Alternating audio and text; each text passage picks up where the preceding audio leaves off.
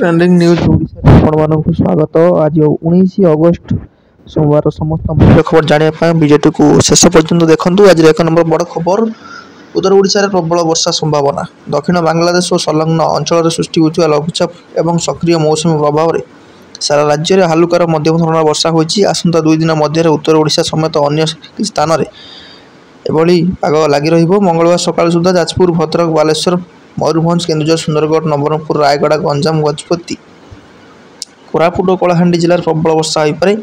20 तारिख में केन्दुझर, सुंदरगढ़, देवगढ़, झारसुगुड़ा, संबलपुर, बरगढ़ जिले में गोटे 2टी स्थान में प्रबल वर्षा होगा येलो वार्निंग जारी होती। परवर्ती 2 दिन वर्षा परिमाण सामान्य कमी 23 तारिख ठारू वर्षा पुणी बढ़। उत्तर ओडिशा प्रबल वर्षा नहीं आंचलिक पाणीपाग विज्ञान केन्द्र पक्षर पूर्वानुमान कर।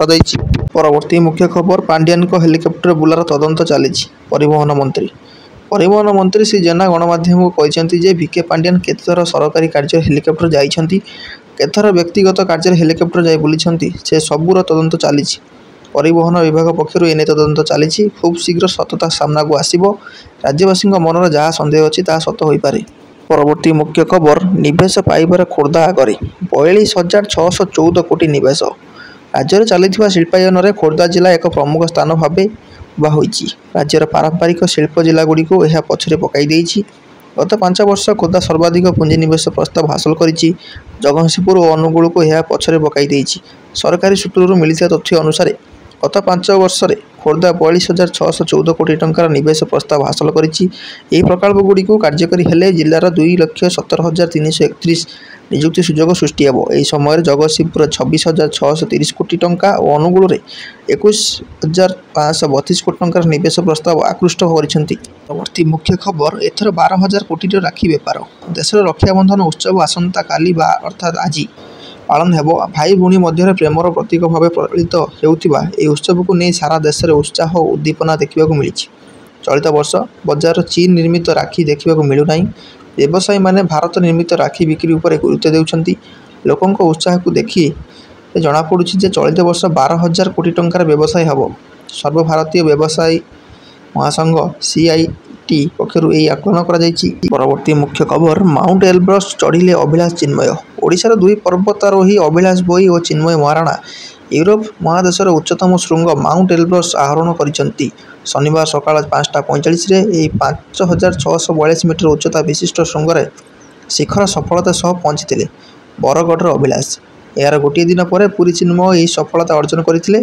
फल 2 ओडिया मध्य माउंट एलब्रस सफलता सह चढ़ी राज्य और देश गौरव आनी। परवर्ती मुख्य खबर वेस्टइंडिज को 1 हराई दक्षिण आफ्रिका। प्रोविडेंस टेस्ट को दक्षिण आफ्रिका उत्कंठापूर्ण भाव 40 रन जीति नहीं। फल 2 टिकिया टेस्ट श्रृंखलार 1-0 विजय होती। प्रथम टेस्ट अमीमांसित रहा पर एठार खेल द्वितीय टेस्ट रे उभय दल पर सुजोग रही। शनिवार तृतीय दिन मध्याह्न भोजन सुधा घर इंडिज अपेक्षाकृत दृढ़ स्थित रही। 263 रन विजय लक्ष्य को पिछा करुवा वेस्टइंडिज मात्र 104 रन 6 विकेट हराई शोचनीय पराजय आड़ को अग्रसर होता। परवर्ती मुख्य खबर जयपुर 100 हस्पिटाल को बोमा धमक। राजस्थान जयपुर थिबा प्राय 100टी हस्पिटाल को बोमार उड़ाई देवाक धमक मिली। यापर पुलिस पक्षर सतर्कतामूलक पदक्षेप ग्रहण कर हस्पिटाल गुड़ी को जांच कर। आज सकाळ प्राय 7टा बेले CK Birla hospital, mineral lake hospital समेत विभिन्न हस्पिटाल कर्तृपक्षों निकट को धमकपूर्ण इमेल आसी पहुंचला। या पछरे चीन और कनिलिस्ट आतंकवादी जड़ित अच्छा बोली इमेल दर्शाई। या फल सन्धानी कुकुर बोमा निष्क्रियकारी दल सह पुलिस टीम हस्पिटाल पहुंची व्यापक जांच करथिले। या पर सन्धानी कुकुर बोमा निष्क्रियकारी दल सह पुलिस टीम हस्पिटाल पहुंची व्यापक जांच करथिले। जांच रे कौनसी विस्फोरक सामग्री मिली नथिया जଣା पड़िछि। परवर्ती मुख्य खबर सिद्धरमैया को शेष करदेवाक षड्यंत्र कांग्रेस। कर्णाटक जमी आवंटन दुर्नीति मामलें मुख्यमंत्री सिद्धरमैया विरोध में कार्यानुष्ठान राज्यपाल सुपारिश झड़ सृष्टि कर। सिद्धरमैया राजनैतिक क्यारियर शेष करदेवाक बीजेपी षड्यंत्र कर जोरदार विरोध कर कांग्रेस कही। उपमुख्यमंत्री तथा कांग्रेस राज्य सभापति DK शिवकुमार रविवार कहते राज्यर समस्त जिला मुख्यालय आसंता काली विक्षोभ रैली कर दलर समस्त नेता और कर्मी जोगदेवे। कहते शांतिपूर्ण विक्षोभ करने सह असामाजिक तत्व मैंने जपरी रैली अनुप्रवेश न करेंगे और असुविधा सृष्टि न करेंगे ताहा सुनिश्चित करने को से दलीय नेता मानक निर्देश देते। परवर्ती मुख्य खबर कमलांक ठारू मु अधिक सुंदर ट्रम्प। राष्ट्रपति निर्वाचन निमंते मतदान तारीख जेतिकी पाखे आसुची अमेरिकार 2 प्रतिपक्ष दलर ପ୍ରାର୍ଥୀଙ୍କ ପ୍ରଚାର ତୀବ୍ରତା ସେତିକି ବଢ଼ିବାରେ ଲାଗିଛି। ଆମେରିକାର ଉପରାଷ୍ଟ୍ରପତି ତଥା ଡେମୋକ୍ରାଟିକ୍ ଦଳର ରାଷ୍ଟ୍ରପତି ପ୍ରାର୍ଥୀ କମଳା ହାରିସ୍ଙ୍କୁ ପୁଣି ଥରେ ବ୍ୟକ୍ତିଗତ ଆକ୍ରମଣ କରିଛନ୍ତି ପୂର୍ବତନ ରାଷ୍ଟ୍ରପତି ତଥା ରିପବ୍ଲିକ୍ ଦଳର ରାଷ୍ଟ୍ରପତି ପ୍ରାର୍ଥୀ ଡୋନାଲ୍ଡ ଟ୍ରମ୍ପ। କମଳା ପ୍ରତିଶ୍ରୁତି ଦେଇଛନ୍ତି ଯେ ପ୍ରଥମ ଦିନରୁ ଦେଶର ଖାଦ୍ୟ ଓ ଗୃହ ନିର୍ମାଣ ଖର୍ଚ୍ଚକୁ କମାଇବେ। କିନ୍ତୁ କମଳାଙ୍କ ତାଙ୍କର ପୂରା ଶାସନ କାଳରେ କ'ଣ କରୁଥିଲେ ବୋଲି ଟ୍ରମ୍ପ ପ୍ରଶ୍ନ କରିଛନ୍ତି।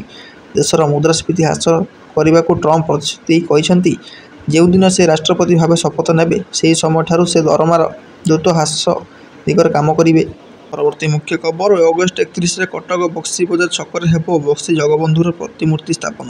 ବକ୍ସିବଜାର ବ୍ୟବସାୟ ସଂଘର ଏକ ଜରୁରୀ ବୈଠକ ପାନ୍ଥନିବାସଠାରେ ବଜାର ସଂଘର ସଭାପତି ଶ୍ରୀଯୁକ୍ତ ସଲିଲ କୁମାର ଘୋଷ ନେତୃତ୍ୱରେ ଅନୁଷ୍ଠିତ ହୋଇଥିଲା। ଉକ୍ତ ବୈଠକରେ ବକ୍ସିବଜାର ବ୍ୟବସାୟୀ ସଂଘ ଯେପରି ଭାବରେ ବକ୍ସି ଜଗବନ୍ଧୁଙ୍କ ମୂର୍ତ୍ତି ପାଇଁ ସଂଗ୍ରାମ କରିଆସୁଥିଲେ, ତାହା ଖୁବ୍ ଶୀଘ୍ର ପୂରଣ ହେବାକୁ ଯାଉଛି ବୋଲି ସଂଘ ସଭାପତି ପ୍ରକାଶ କରିଛନ୍ତି। ସିଏମ୍ସି କାଉନସିଲର ବୈଠକରେ ବକ୍ସି ଜଗବନ୍ଧୁଙ୍କ ପୂର୍ଣ୍ଣ ଅବ୍ୟବହୃତ ମୂର୍ତ୍ତି ବକ୍ସିବଜାର ଛକରେ ସ୍ଥାପନ ହେବା ପାଇଁ ଅଗଷ୍ଟ ମାସ 31 ତାରିଖ ଚୂଡ଼ାନ୍ତ କରାଯାଇଛି ବୋଲି ମେୟର ସୁଭାଷ ସିଂ କାଉନସିଲ ମଧ୍ୟରେ କହିଛନ୍ତି।